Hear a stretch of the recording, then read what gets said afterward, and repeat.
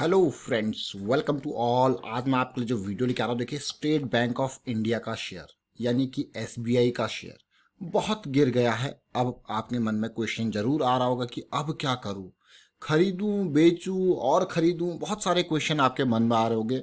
लेकिन ये समझिए कि गिरा क्यों।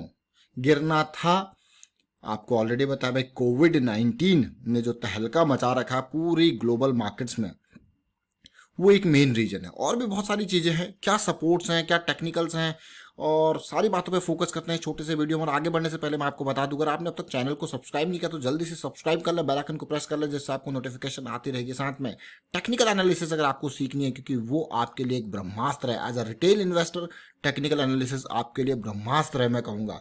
जरा सीखिए, समझिए उसको, और ज्वाइन कर सकते हो मेंबरशिप, ज्वाइन बटन पर क्लिक करके। और डीमैट अकाउंट के लिए जाइए, वीडियो के डिस्क्रिप्शन में जो लिंक दिया है उस पर क्लिक करके अपना डीमैट अकाउंट जरूर ओपन कीजिए। अब मैं आपको सीधे लेके जा रहा हूँ स्टेट बैंक ऑफ इंडिया के शेयर की तरफ, जरा ध्यान दें।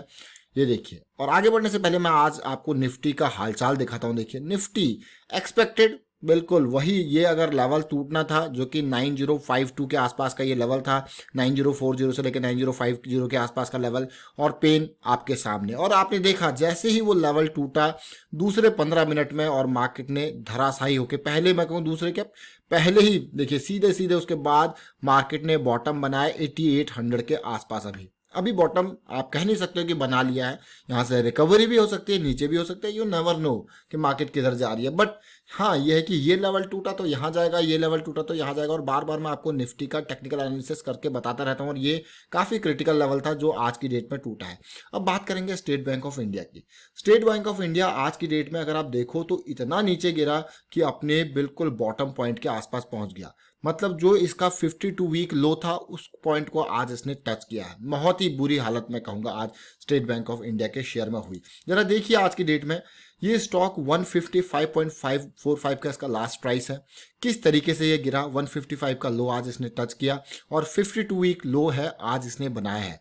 तो काफी इंपॉर्टेंट। अब ध्यान देने वाली बात है, आपको कि ऐसा क्यों हुआ।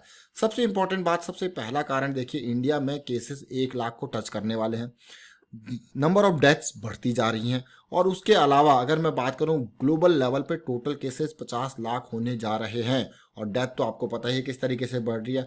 अब हर कंट्री कुछ ना कुछ रिजोल्यूशन लेके आ रही है, कुछ ना कुछ फाइनेंशियल पैकेज लेके आ रही है। तो इंडिया के सरकार ने भी कोशिश करी यहाँ पे 20 लाख करोड़, 21 लाख करोड़ जो भी है पैकेज लाने की, लेकिन उसमें एक बड़ी अनाउंसमेंट भी कर दी। उसमें जो बड़ी अनाउंसमेंट कर दी वो इन्होंने, मैं आपको कल भी बताया था, अभी भी देखिए, जो भी अगले 1 साल तक के लिए जो इंसॉल्वेंसी एंड बैंकरप्सी कोड, उस पीरियड के अंदर जो ये डिफॉल्ट है, देखिए, विल बी एक्सक्लूडेड। जो भी डेट होगा जो अभी इस टाइम की वजह से आएगा, कोविड-19 की वजह से, वो एक्सक्लूड कर दिया जाएगा डिफॉल्ट में। यानी कि बैंक को बड़ी मशक्कत होगी अपने पैसे को रिकवर करने के लिए। पहले तो क्या होता था कि जो इंसॉल्वेंसी प्रोसीडिंग होती थी वहां चले जाता था, तो बैंक को थोड़ा बहुत पैसा जो भी मिलना है वहां से मिल जाता था। लेकिन ये सोचिए कितनी बड़ी ये जो मैं कहूँगा मुसीबत बैंकों को रिकवर करने में जो आएगी, उस कारणवश आज बैंक के स्टॉक्स धराशायी होकर गिरे हैं। और मुझे लगता है कि आने वाले टाइम पे इस तरीके से, अभी देखिए बहुत सारे एनपीएज डिक्लेयर होंगे, बैंक उसको रिकवर नहीं कर पाएगा, तो सिचुएशन और भी पैनिक हो सकती है। एसबीआई जो कि बड़ा शेयर है और पब्लिक सेक्टर में, आपको पता है कि बहुत पैसा एसबीआई लोन पे देता है। वो एनबीएफसीज को लोन पे देता है, एनबीएफसीज आगे उसको लोन पे देती है, एसबीआई छोटे बैंकों को लोन पे देता है, वो उसको आगे लोन पे देते हैं। लेकिन आपको देखा होगा कि ओवरऑल अगर मैं आपको दिखाऊं, देखिए 33 लाख करोड़ का डेट, यही पैसा आरबीआई से लिया हुआ और आगे इसने ट्रांसफर किया हुआ है। अगर बात करते हो, जब भी एसबीआई की बात आती है तो सरकारी बैंकों में यही बैंक है, जैसे अभी यस बैंक को बचाने के लिए आ गया है। कौन आया? एसबीआई। तो बड़ा नाम जरूर है, लेकिन अभी की हालत, अभी की कंडीशन बहुत ही खतरनाक। जरा देखिए प्रॉफिटेबिलिटी, जो ये लॉसेज है, ये आने वाले टाइम पे ये लॉसेज जो है, ये बड़े बड़े लॉसेज यहाँ पे देखने को मिलेंगे। तो कौन यहाँ पे इन्वेस्ट करने की कोशिश करेगा कि यार ये तो बहुत ही खतरनाक लॉसेज यहाँ पे देखने को मिलेंगे, तो थोड़ा बचते हैं, थोड़ा वेट करते हैं, इंतजार करते हैं। और मैं बार बार आपको यही, हर बार हर वीडियो में आपको यही बताता था कि अगर आपको बच के रहना है तो सिर्फ बैंक और फाइनेंस के स्टॉक से बच के रहना है। और आज की डेट में आपने हालत अगर नहीं देखी तो आप देखिए किस तरीके से पेन आया।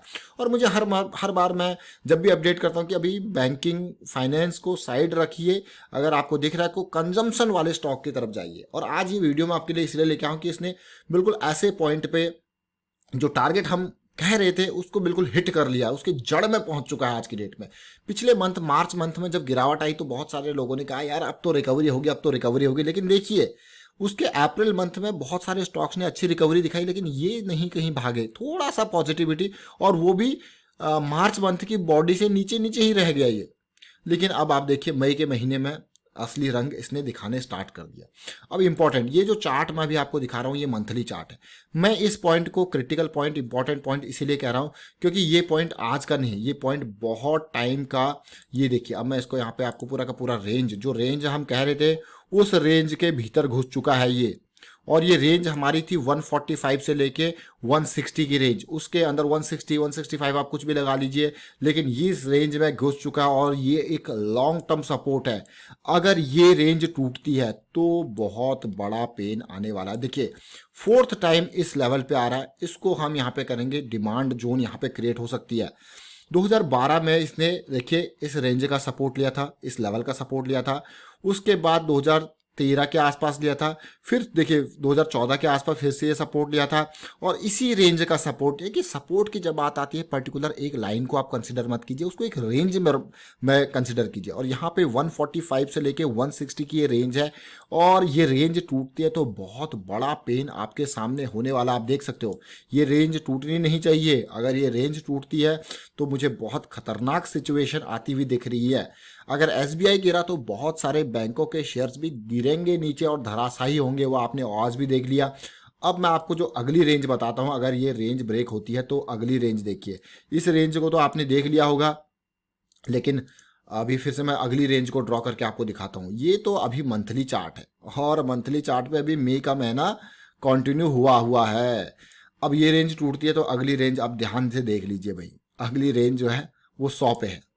मैं अभी कह देता हूं भाई, मैं बार बार आपको कहता हूं थोड़ा टाइम लग जाएगा, अगला क्वार्टर लग जाएगा, लेकिन अगर ये फिर से देखिए, इस बात को आप ध्यान रखें। कई लोग कहते हैं आपने इतने नीचे के लेवल दे दिए, मैं हर बार यही कहता हूं कि अगर ये लेवल टूटा तो, इफ दिस लेवल ब्रेक्स, कई लोग कहते हैं ये तो नीचे गया ही नहीं भाई, अगर लेवल ही नहीं टूटा तो नीचे कैसे जाएगा। अगर ये लेवल टूटा तो अगला रेंज बहुत ही खतरनाक है, जो एसबीआई जैसे शेयर्स को 100 पे ला सकता है। और आपको पता है कि जो कोविड-19 अभी चल रहा है, और कोविड-19 आने वाले टाइम पे अगर ऐसे ही चलता रहा तो ये फाइनेंशियल क्राइसिस में कन्वर्ट होता हुआ दिख रहा है। आपको भी दिख रहा होगा कि लॉकडाउन की स्टेट ऐसी हो चुकी है, गवर्नमेंट पैकेज की अनाउंसमेंट कर रही है, लेकिन कंजम्पशन कैसे जगाओगे? लोगों के पास रोजगार नहीं होगा, लोगों के पास खाने पीने के सामान तो चलिए सरकार दे देगी, लेकिन एक्स्ट्रा चीज़ों की मतलब कहाँ से कंजम्पशन नहीं होगा, डिमांड नहीं होगी तो चीज़ें बिकेंगी कैसे? बिकेंगी नहीं तो बिजनेस कैसे चलेगा? सीधे सीधे आप मान के चलिए बड़ा झटका लोगों की कमाई पे आएगा, तो स्टॉक्स पे भी झटका आएगा।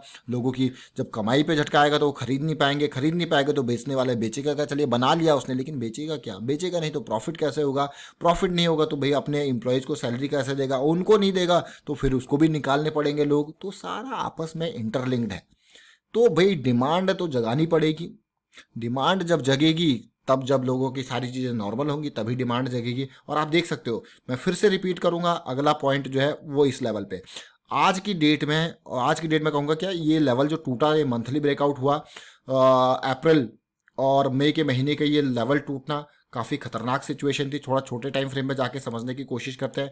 और हमेशा हमेशा देखिए, पहला लेवल जब ये टूटा था 244 के आसपास, तब भी आपको अपडेट कर दिया गया था। उसके बाद जो मैं आपको कह रहा था कि ये लेवल अगर टूटता है तो पेन आपके सामने आएगा। ये वीकली चार्ट है और वो पेन आपने देख ही लिया किस तरीके से आपके सामने आया। देखिए ये लेवल टूटा, पेन आपके सामने आया। देखिए किस तरीके से पिछले 3 वीक से ये 180 के लेवल से गिरते हुए 155 के लेवल पे पहुंच चुका है। और यही नहीं, अभी मैं आपको डेली टाइम फ्रेम पे भी दिखाऊंगा।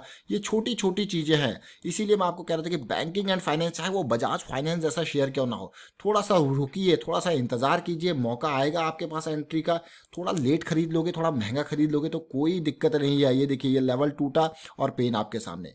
थोड़ा सा महंगा खरीद लोगे, कोई दिक्कत वाली बात नहीं है, लेकिन आप ये है अभी सिचुएशन थोड़ा नॉर्मलाइज होने दीजिए। 20 ईएमए को देखिए किस तरीके से स्ट्रॉन्ग रेजिस्टेंस का काम कर रही है ये लाइन, और उसके बाद शेयर धराशायी होकर आज 155 का लो बनाया। उम्मीद करता हूं कि रिकवरी दिखे जल्दी से जल्दी और ये इसी रेंज तक ही सीमित रहे, ज़्यादा नीचे ना जाए। और यहाँ पे वाइंड अप करता हूँ वीडियो को।